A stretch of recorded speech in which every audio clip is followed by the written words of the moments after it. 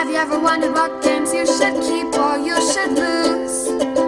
Find out here at Purge Reviews. Settlers of the Stone Age is kind of released in that time period where they were trying to capitalize on Catan, but maybe there weren't the audience of board gamers that there is now. I feel like if these little half-hearted variants came out now, that this would blow up a lot more than probably did at the time. I don't know. Maybe they made a great profit at the time. Settlers of the Stone Age is actually one of the stronger ones I've played. I probably played 5 or 6 of these. This is probably my favorite of the bunch. It does go a little bit longer than the vanilla Catan, so be prepared for that. But it incorporates a lot of what you're going to like about Catan with this new advancement or progress that you can make as you're going through. A lot of it's very similar, but you can have this little explorer that you can move out, and that's the big difference, I feel. That he will move out, and you'll be able to move him a certain amount of spaces and be able to explore that area as you're going through. A lot of this is going to be familiar, so people have played Catan, and maybe that's their gateway game, or they enjoy it. They're looking for something else or a variant of it versus moving on to a new game. Settlers of Stone Age could definitely be that for you. Like I said, it goes a hair longer than probably the vanilla or the core box, but I feel like that is a strong addition. And in some ways, I do like it better than the core box. It's one of the stronger variants. It's one of the stronger spin-offs that you've seen for Catan, and I think that it works here. The Stone Age was very appealing to me. I like the thematic of it. The components are nice. They're dated for the time period. I mean, I think if you pull this out, you can definitely tell you what years it came out. This is a fine establishment of the brand. Well, some of them have been big hits or big misses. Settlers of the Stone Age I would actually put as a hit.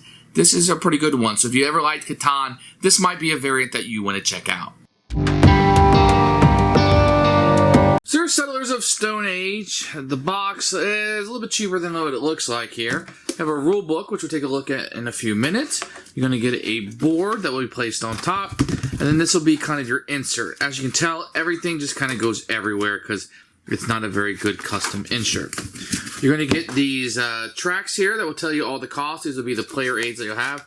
Real nice cardboard. Nothing on the other side, but you can see it tells you all the costs, advance it, etc. You're going to have up. You're going to get a couple dice. These feel like wooden dice. They feel really good, even though they're just generic. You're going to get some of these components here that will be the cities and some cubes, etc. Very generic things for the time.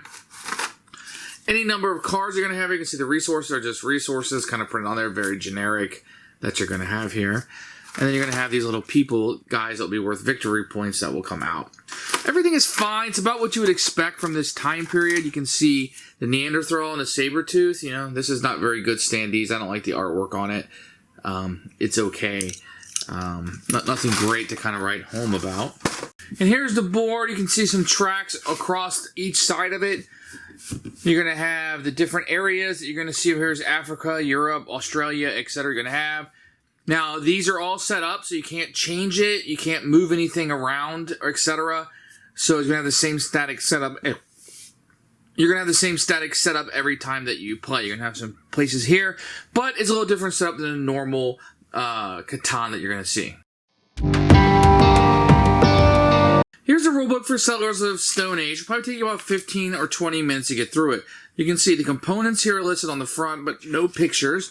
But once you dive in, you can see a little bit of a story here. You have a game at a glance, and then the setup down here that you're going to have. Then you're going to have a little bit of the components over here. They'll give you an explanation of everything. And then this will be right here is how you play the game. It's all you need to really know. Then everything else just kind of breaks it down. Now, what's going to be new to this one's going to be these other rules, the Neanderthal and the Saber-tooth Tiger, the requirement boxes, etc. you go through. So if you know how to play Catan, other than no roads, this is kind of where you'll pick up and go through, and then the end of the game in a variable setup if you want to do that. Like I said, the rulebook take about probably 15-20 minutes. If you play Catan, maybe you need maybe 5 or 10 to get through this. So I'm just going to do a quick overview of the game and show you the flow of it. If you play Catan before, a lot of this might be the same. So you can have these little camps that you'll put down, and you'll put these down on these black markers here to set up the game, etc. I'm going to lay them flat just so you can see them from above. And these are going to be the camps that you have out. Now on a turn, what you're going to do is you're going to roll the dice, and whatever number you roll, let's say you rolled 11, if you had something on 11 hex, then you would gain the card for that area. So you would gain one of these resources. That's the main way that you're going to get resource. The second thing you'll be able to do after you roll the dice, anybody who has one on 11, so if blue had one there, blue would also get one. is that you're going to be able to trade. Now, I could trade with other people. Let's say I wanted to give up a meat, and they wanted to give me these 2 rocks. That's fine. We could trade. If you ever want to trade with the bank, you can do so, but you have to have 3 of a kind to get 1 from the bank. So you give up your 3 of a kind, and you get 1 from the bank. Otherwise, when it's your turn, people can only choose to trade with you. That's pretty simple. And then we're going to get into this little thing right here. So this is going to allow you to create an explorer. It's going to cost you a hide and a meat, those resource cards. And then you would put one of your explorers out, and you would do so adjacent to your camp. So maybe I would put it right here to signify that I paid those resources, and now I have an explorer out. Next thing I can do is I can move an explorer, and you can see here that will cost me 1 meat card. And if I do that, I can move 1 or 2 spaces on the board, and you can move your explorers around. Now, if I want to convert him into an explorer, into a camp, I give up some tusks, meat, and a rock, and then I can take that off the board, and I would now have a camp there. So now when the dice are rolled, instead of just scoring on 11 for resources, be able to have 9. Now, in addition to these, you're going to have these 4 tracks that are around the board. I'm just going to show you this one right here. So to go up on a track, you will see that you will have resources you can pay. So I'd pay a rock to move up to level 1. If I'm on level 1, I move up to maybe some tusks.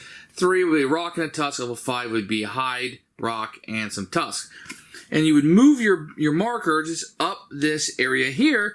And it tells you food progress chart, fire building, stone hearth. So these are progress that you're making in getting new experiments and inventing things that will help you on the board.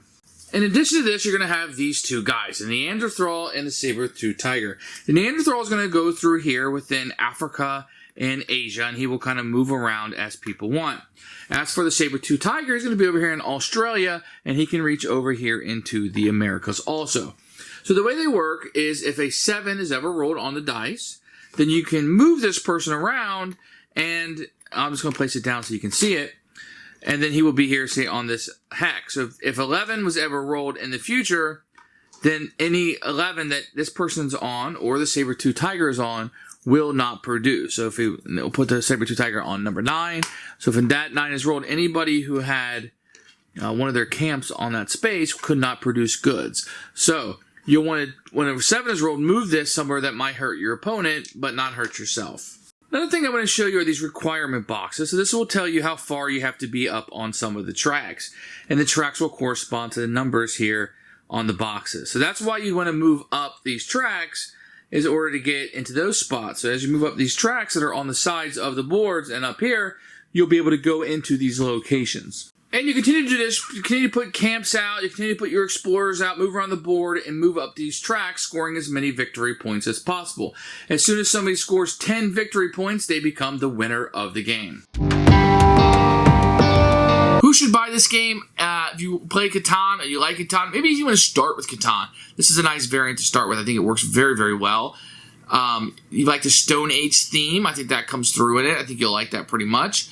And then anybody who's looking for a variant from Catan. Catan was not my gateway game. Wasn't a game I ever fell in love with. I don't really like I don't like that trading aspect in the game very much. But if you do, Settlers of Stone Age is going to be a hit for you, and I think one that you should try out. For us, it's a Purge, but don't let that sway your judgment too much. This is a little better of the Catan series games.